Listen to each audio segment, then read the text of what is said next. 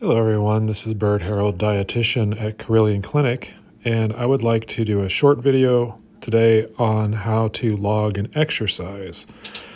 So in today's world, there's a lot of ways to track steps, and this is definitely not all-encompassing today. I'm just going to show you some very basic ways to record a walk or maybe like a stationary bike ride.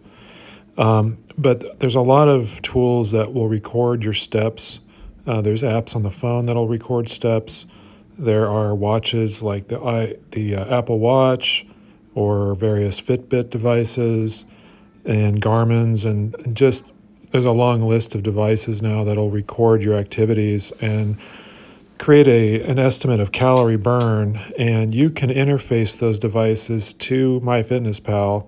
That really goes beyond the scope of what I can cover with these videos today, but I just want to make you aware that that is a possibility. So if you own one of those devices, definitely look into that. You can also contact MyFitnessPal support if you get stuck. I can briefly kind of show you my Apple Watch and how it's hooked up here. So the first thing to do, let's say I just want to add a walk. So I'm going to click on diary on the lower left part of the screen. It says diary, just like you would do to add food. And right at the bottom down here, you have breakfast, lunch, dinner. At the bottom, you're going to see exercise. So just click add exercise. And you have different options that'll come up. There's cardio, strength, and workout routine, which frankly, I've never used that one. I think that's been added more recently. But for walking, we would just say cardio. So click on that. And right away, you're going to see generally ones that maybe have come up in the past if you've already logged some. If you've never logged cardio before, this screen may be blank.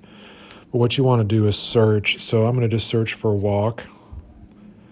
And as you type in the word walking, you'll see some different walking options pop up automatically. They get populated in the screen there.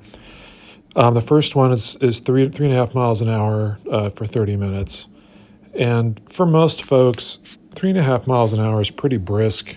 It's probably a little faster than what most people are doing. I would say the majority of people that I counsel are probably more in the 2.5, maybe 3 miles per hour pace.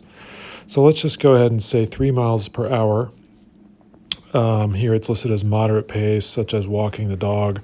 And then all you do is, it says minutes performed, and use the keypad down here and just say how many minutes. So let's say I did 30 minutes.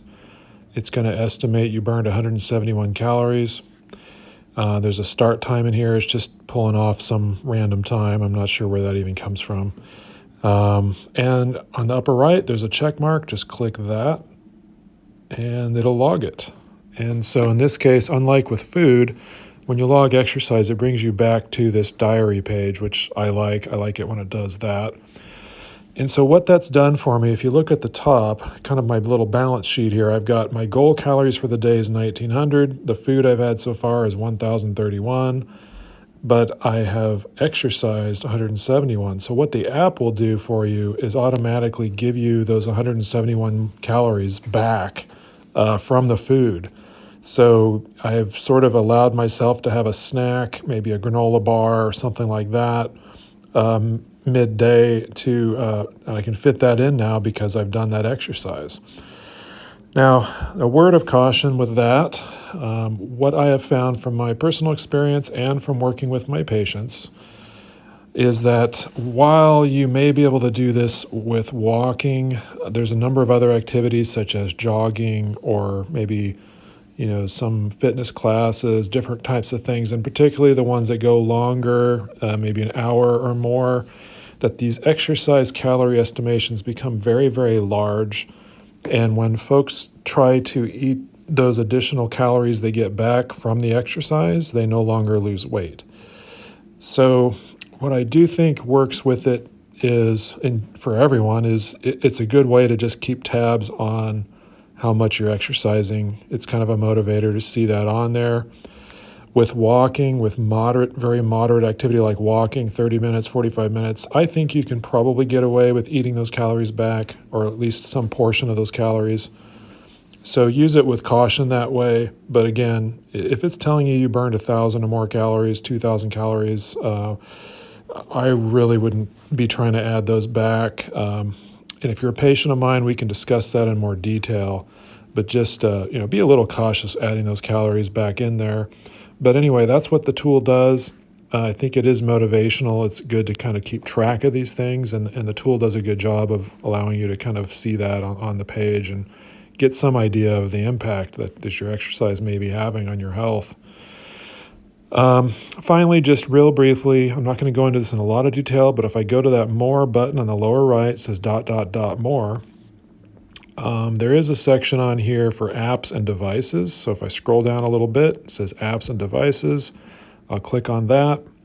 And here you're going to see a lot of different options. There's a Fitbit, there's Garmin, like I said, Strava. Now, I personally use the Strava app to track when I do bike rides or when I go running. It will, in conjunction with my Apple Watch, it will log what I do, and it shows the route that I was on, and it gives a calorie estimate and all that.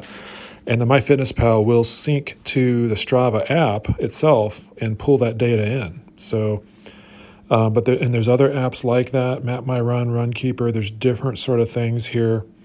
This is something where, again, it's a little bit beyond the scope of what I'm able to cover with you here.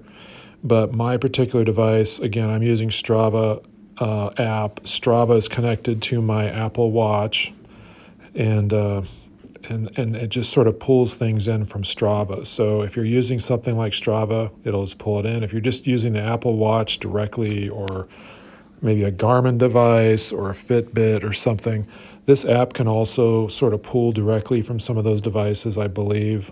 Each device is different, and it can get definitely a little complicated sometimes. But I want to just let you know that is there, and that might be something you'd want to investigate and kind of dig into a little more if you want to really pull in that exercise data into the FitnessPal app. So I hope that helps. Thank you again for watching this. And again, if you all have questions about anything in these series of videos, you can contact me at dlherald@CarilionClinic.org.